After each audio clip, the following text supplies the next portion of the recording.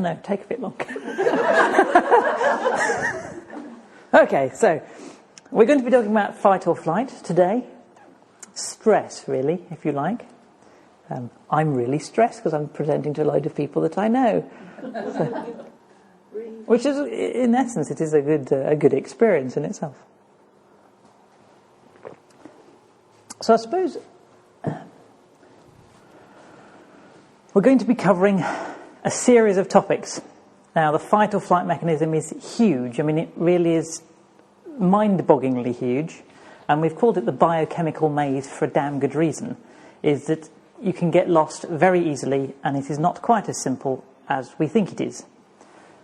In basic terms, we can get our head round it. And for the rest of today, I'm going to be making wild statements, I'm going to be generalising hugely, and I'm not going to be using very complex diagrams like this, because my brain doesn't work in this way. I'm rather visual and hands-on, and I don't do biochemistry. So do we have any biochemists in the house looking at dye? So if you want to get the biochemical nitty-gritty, ask this lady over there. However, I'm not going to be doing that because I'm a simple-minded fellow and I like to understand things that have practical application and I can get my head round. So this is where I'm coming from today. I'm not going to be going too far into the biochemistry of it, but unfortunately, because of what we're dealing with, we are going to have to be dealing with a few names that some of us may not be familiar with, but I will validate them as we go along. But we're only going to have to sort of memorise maybe 3 or 4 of them in real terms. In everything in fight or flight, as far as I'm concerned, there is usually always a caveat or a yes but attached to it. However, when I'm speaking, I'm going to be making wild statements again and making fairly hard and fast rules for what we're talking about today in the context we're talking of, in terms of for our brains to get on with it. And if people want to have input and disagree with me, great, because I'm taking my piece of string through this biochemical maze and finding a little thread, and it's my thread, and it may or may not work for you. We're going to be covering elements of toxicity and how that relates to fight or flight. And also we're going to be looking at physiology. And this is something that quite often is missed out in a lot of the biochemical instructions when it comes to fight or flight. We tend to think of fight or flight as being a panic mechanism, and we don't tend to look at things too much in writing terms as things like muscle and sinew and what's called fascial tone, which is becoming the new black in terms of fight or flight. So we need to start off, really, of finding out what you guys think fight or flight is to you. Your turn. Response to stimulus. Okay, so I'm switching over to this side. So response to stimulus.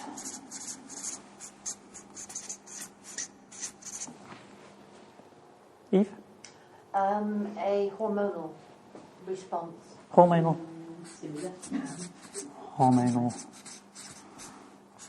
Or response. thoughts and feelings. Oh, hang on, thoughts and feelings. Yeah. Right. Anything else? It allows you to, it's a response that allows you to run away from a threat or Run away from threat. take up arms against a threat. Take up arms against a sea of troubles. Run away from threat. Julie? Okay. Have you all heard the term fight or flight before? Okay. Might add a psychological response. Well done, that man. We've been here before.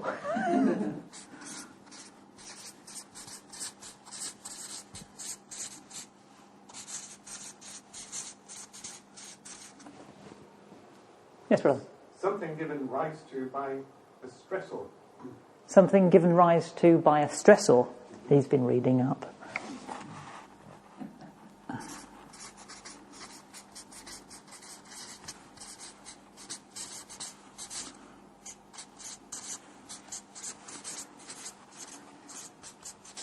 Stress.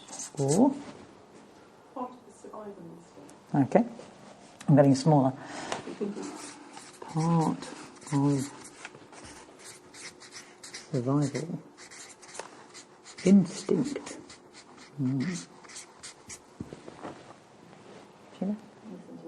Okay. We all happy with this, yes? I would So- say it was, it's essential for survival. Okay. Same thing, really. Essential.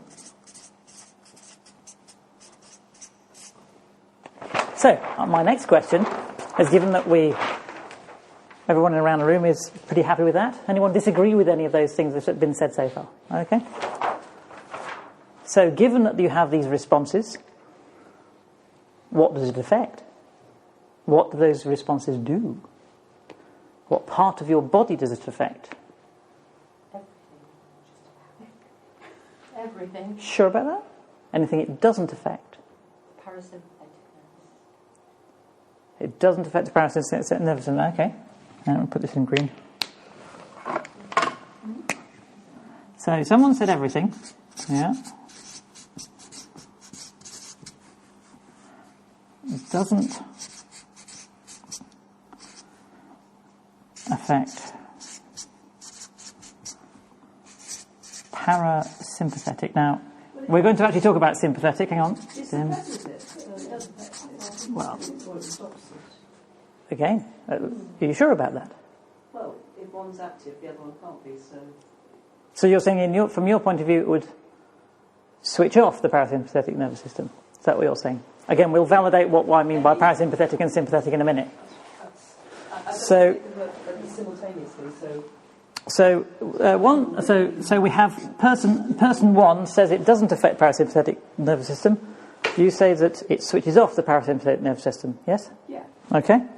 So another opinion would be switches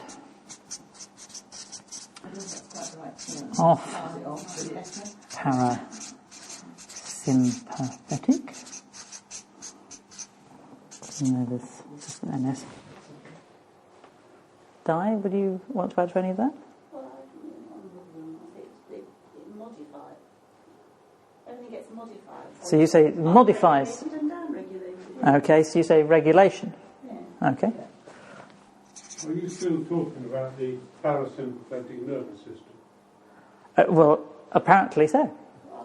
But within this caveat, we're using parasympathetic at this present point in time. Fight or flight is the sympathetic nervous system at the moment, but in terms of what does it affect, part of that is its opposite. And again, we'll come to this and I'll explain what we mean. In easy terms, think of fight or flight as exactly what it says on the tin. You either fight or you run away. And parasympathetic, I get confused because using the word sympathetic and parasympathetic is confusing to a lot of people because sympathetic sounds nice, whereas it's not. So I use the word digest and repair. It's easier. Okay, so run away, fight, or digest and repair. It's wrong, but it's pretty close. Okay? Yeah? However, so, as far as we're concerned, parasympathetic system is either isn't affected at all by fight or flight, or when fight or flight is engaged, it switches off sympathetic, or it could regulate.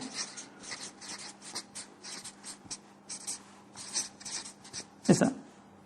Anybody want to add anything else? I don't think you can. You'd probably die if you didn't have the parasympathetic nervous system working with the sympathetic nervous system, because otherwise your heart rate would blow up.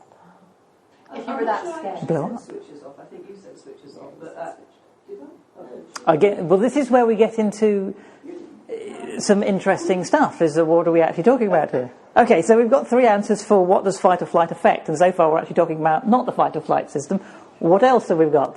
What else does it do? So what does fight or flight affect? Heart rate. Heart rate. Okay, right, okay. Hang on. Heart rate. So what do you mean by the endocrine system? Okay.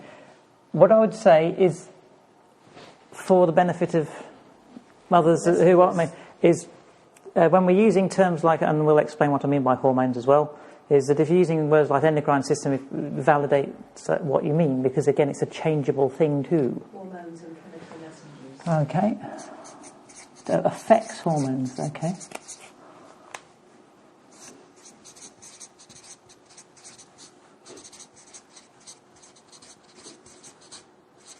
Okay, I'm starting today assuming that everybody knows nothing, but everybody knows lots. By the looks of it.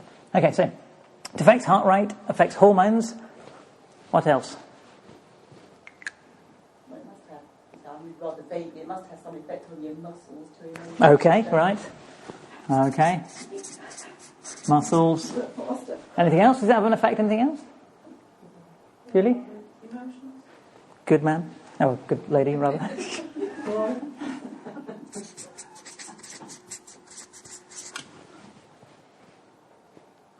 Breathing. Well done. See, he has been before. I'm sure.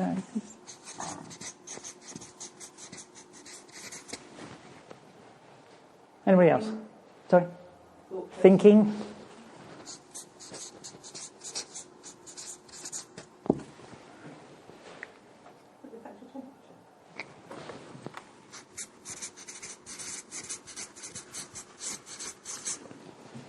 Again, there's no right or wrong answer at the moment. I'm just finding what people... Perception. Okay.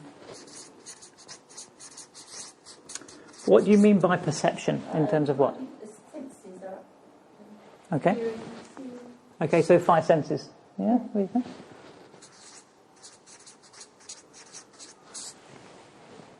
Anyone like to add anything more? Yeah? Okay, so I think we've got a starting point. Does anybody disagree with any of that? No? Good.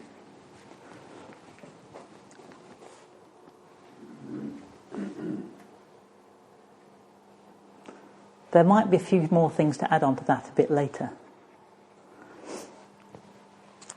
Digestion. Sorry? Digestion. Well done. That's it. Make me go in front of the screen.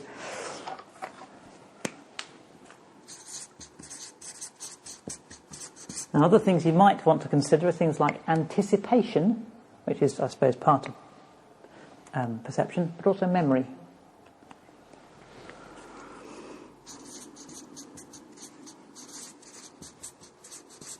In fact, anticipation has got a major player when it comes to things like sex and addiction.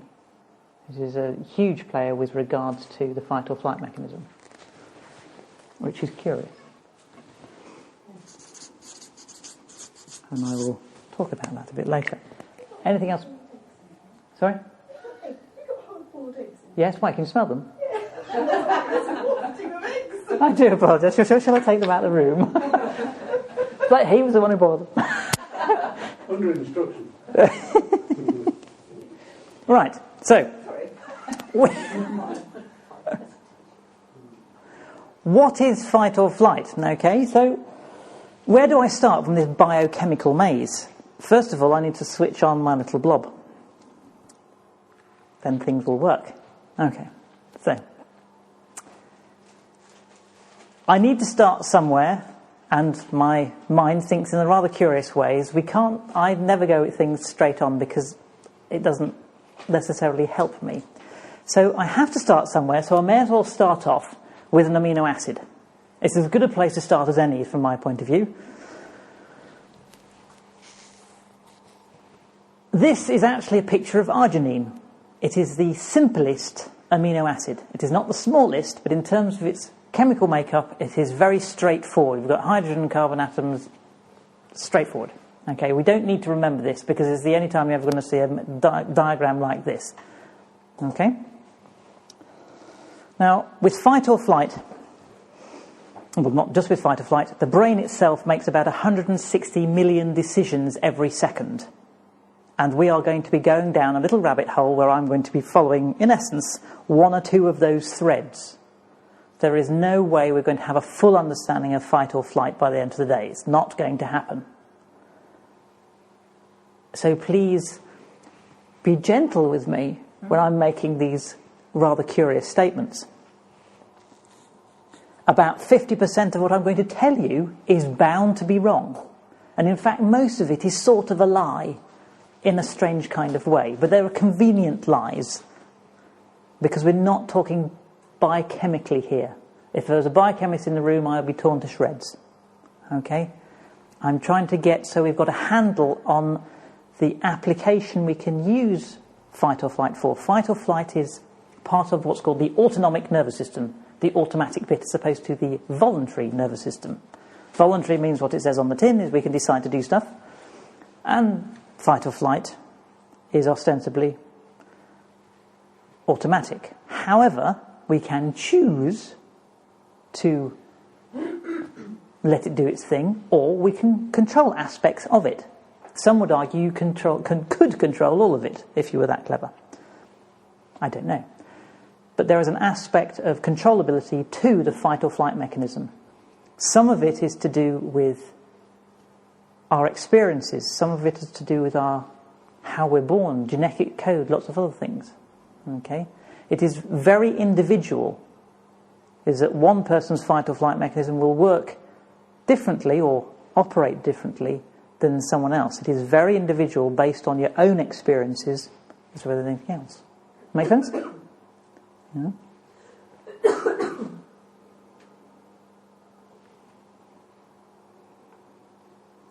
So, as a better instruction of what actually arginine really looks like, it looks like this. This is a photograph by a chap called Brian Johnston who photographs amino acids. Now, this makes sense to me because a diagram with hydrogen and carbon atoms means nothing to me. However, as a former photographer, this gets me excited. Because this is the same thing. This is arginine. It is the simplest. And it's beautiful, do you not think? We can suddenly go, ooh, an amino acid actually looks like that. We can grasp what we actually mean by an amino acid rather than some random name and some random diagram. This is what, under a microscope, arginine looks like. And we've seen this before. Does it surprise anyone? Does it resemble anything? No. Mm-hmm. Or maybe something else? Mm-hmm. Or it resembles quite a few things. I think it's rather convenient that it is this shape. Yeah? It is the simplest amino acid. Now, for those who may doubt that, well, surely all the amino acids look the same as well, don't they? Nope. Asparagine, I think, is rather fantastic. It actually quite almost resembles asparagus, which is where asparagine comes from. Alanine, lysine are my favourite, actually, in terms of the visual. Valine looks like feathers. These are incredible structures. They are without amino acids, life would not exist. And they are very individual and they perform some phenomenal tasks. They alter depending on whether they're natural or synthetic. Quite deliberately in terms of how it affects our immune system. They perform a different action and we can see why they perform a different action. Because look at them, they are so different in themselves. They're not suddenly this diagram, this useless diagram anymore. They're these rather marvellous, colourful things. Now, to a certain degree, as with all photography, it depends on the type of light he's using and the lenses and everything else. But to be quite honest, I think this is absolutely spectacular and I can get my head round what we're talking about. Does this suddenly change your perception of what we're talking about when we talk about amino acids? Yes? These are the guys that are in charge of fight or flight mechanism, ultimately. This is what it's about. This colourful, rather marvellous, fantastic living stuff. Amino acids. Without them, you don't have a life. This is it. Okay?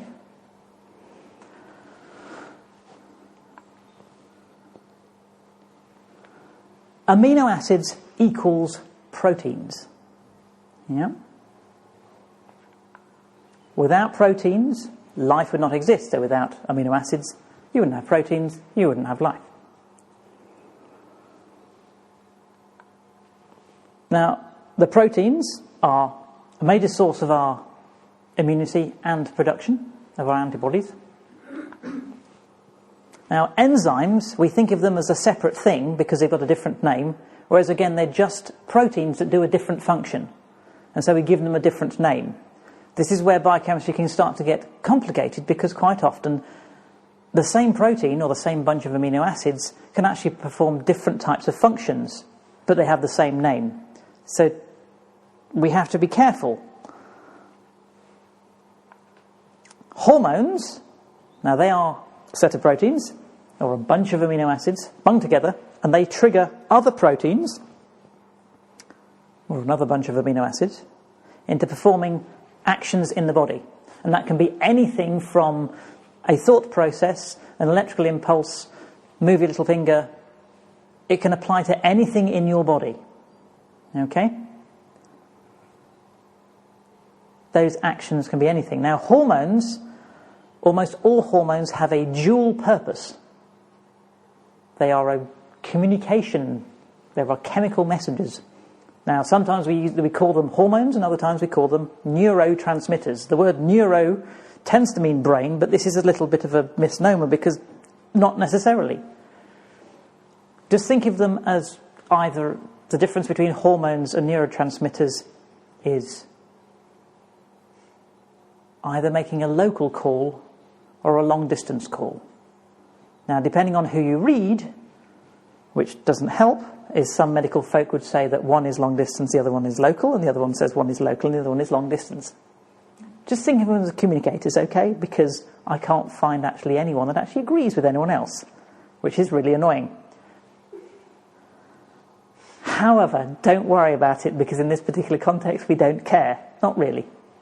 The only time it matters is this next bit. Okay, so we're going to be today dealing with this section. We're not really going to be dealing too much with either enzymes or the antibodies or immunity per se. We're going to be talking about the aspects of immunity, but in real terms, almost everything we're talking about is going to be to do with hormones and neurotransmitters. Think of them as the same thing, don't worry. Now, the two neurotransmitters that I'm going to be mentioning quite a bit today, that you sort of need to remember, is what I call the Goldilocks neurotransmitters. Okay? Again, I'm generalizing here hugely because these have a whole host of things that they do. However, in our context, the Goldilocks neurotransmitters, dopamine and serotonin. I'm sure most of us have heard of serotonin. It's been in the media quite a bit. And I think some of us have got a fairly reasonable idea of sort of, dopamine. Yeah? Have we heard of these two before?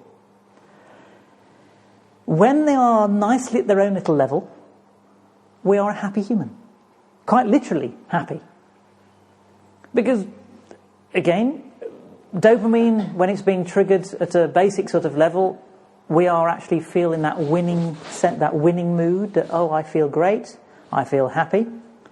And serotonin, when it's running roughly smoothly, is often called the optimistic neurotransmitter. Think of it as to do with optimism. Again, I'm missing out an awful lot, but in real terms, when these are about right, pretty much you're okay. However, if you have too little dopamine in your system, you get depression.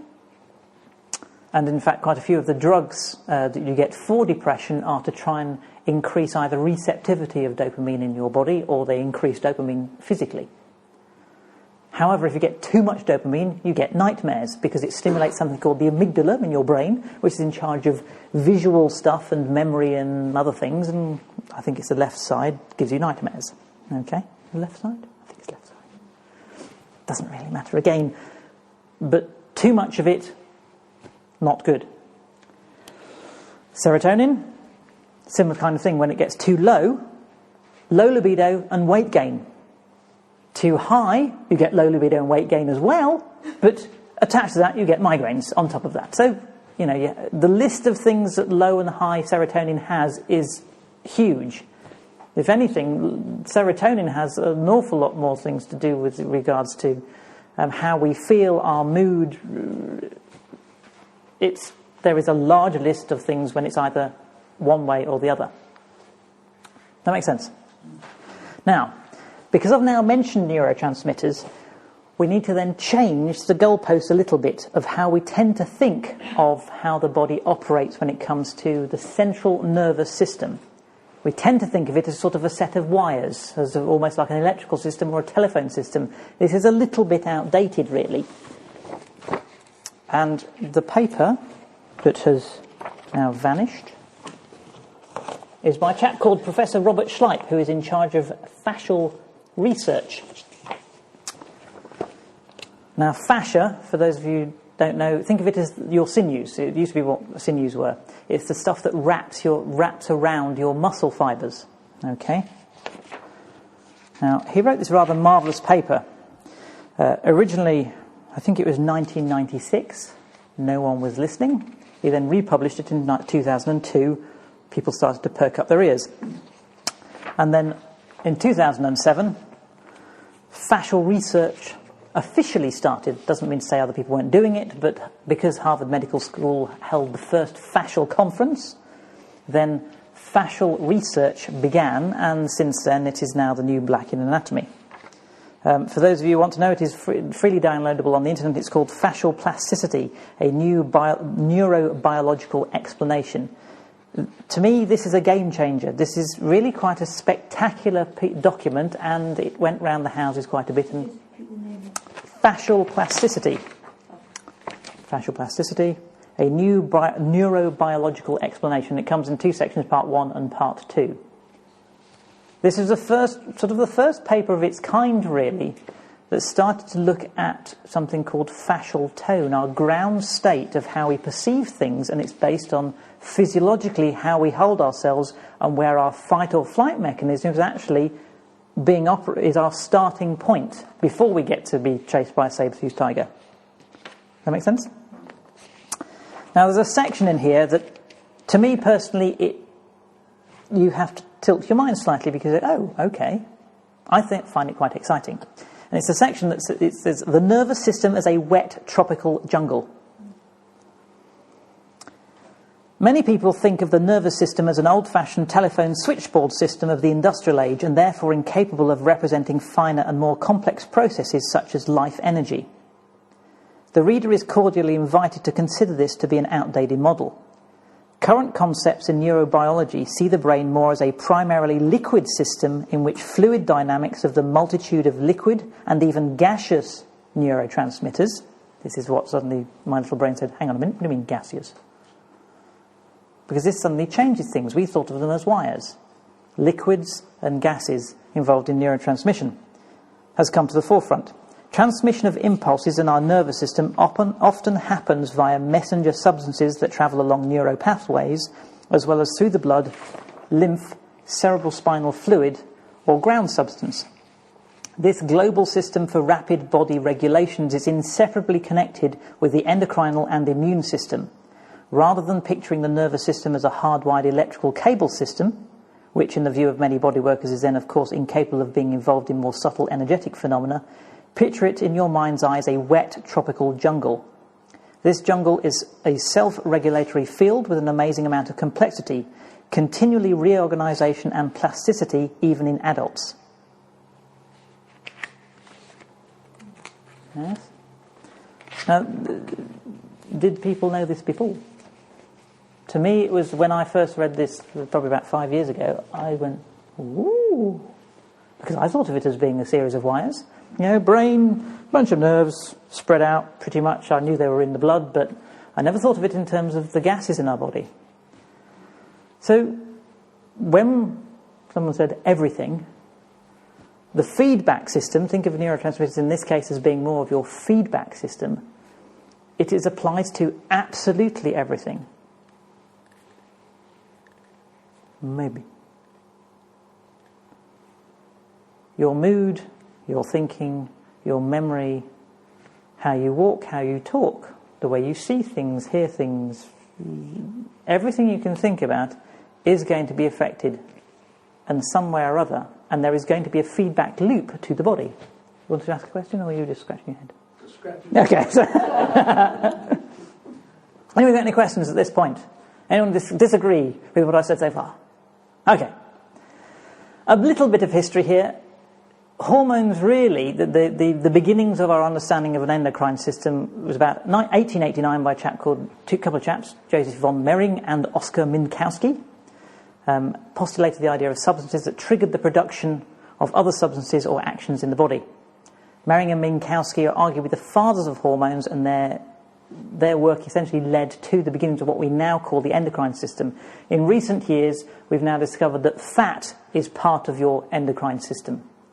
We've often thought of it as being major glands, but actually our fat cells, they release hormones, and arguably every cell in your body has the potential of being involved in hormone release, or at the very least has receptors for those hormones. It's very exciting, is this whole idea of thinking yourself well, thinking yourself thin, fat, whatever it may be. There is an argument that every cell, because it starts off in that original sort of stem cell state, has the possibility of going back to that and being able to repair, being able to change, being able to release hormones, prepared to listen to other hormones coming the other way.